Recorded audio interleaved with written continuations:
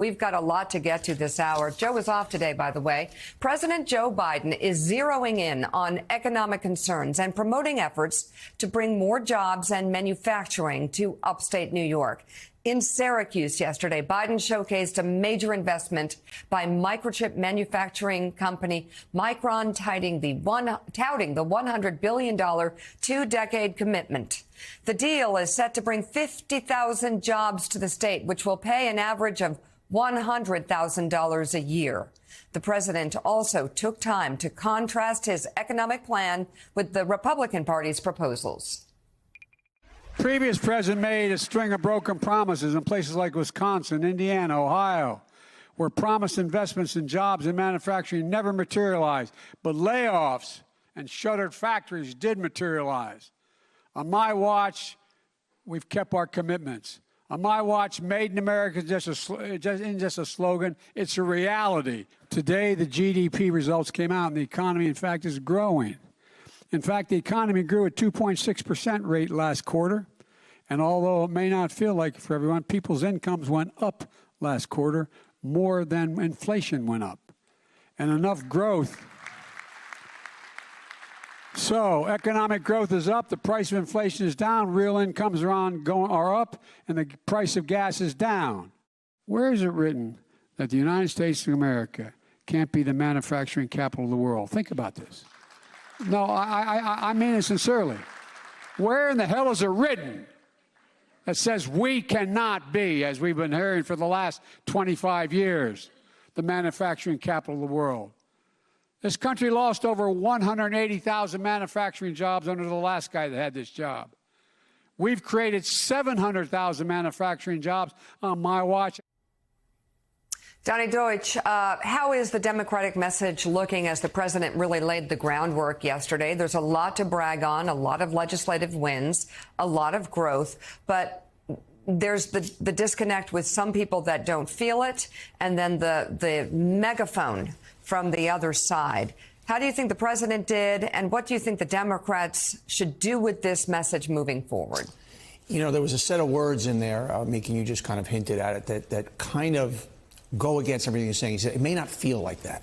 And it was interesting that as he's putting the facts out there, and as he's stating 700,000 manufacturing jobs, and as he's stating that GDP grew, and as he's stating that we've added more, you know, actually wages are going up more than inflation.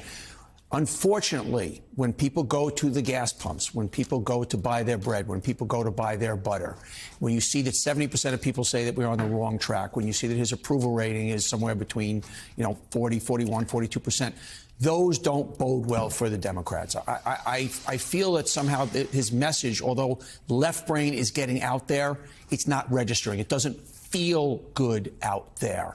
And unfortunately, Obama's message that you played in the last hour, where basically the Democrats' messages, Roe v. Wade and fear of losing democracy, which are two pretty monstrous things to talk about, are not bucking what people feel as they go to the gas pumps. And that's unfortunate. Most people, and I think earlier in the show, Jen talked about when she was canvassing, going door to door to door, those are issues we talk about.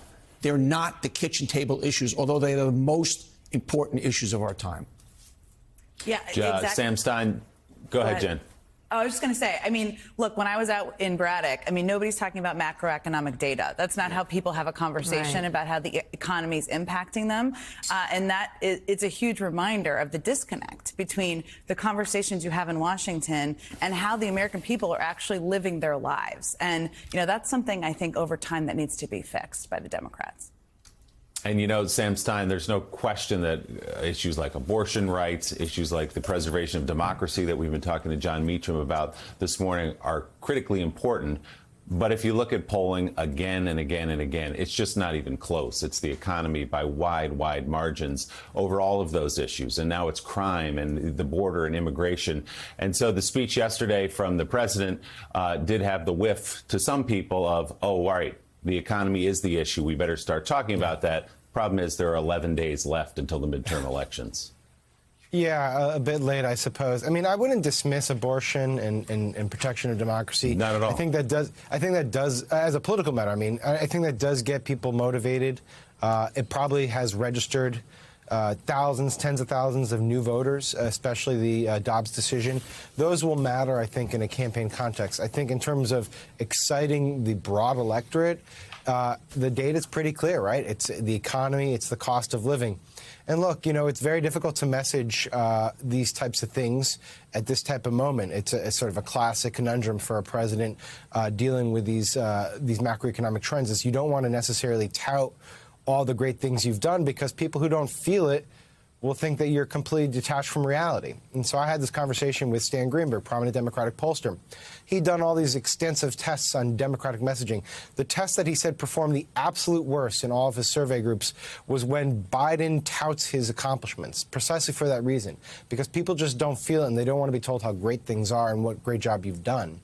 What they want to know, according to Stan, is what you're going to do to fix the cost of living going forward. And so you have to tie the things that you've done in the past with how it will affect your future. I think that's what Biden was trying to do there. I think he's, it's a difficult thing to do. It's a difficult pivot to make necessarily, although I don't know if it's a pivot, but it's a difficult sell to make with 11 days before an election. But it's very clear that the White House understands that this comes down to whether or not voters think you have a plan to help them with the costs of living. And that's where the White House's mind is right now.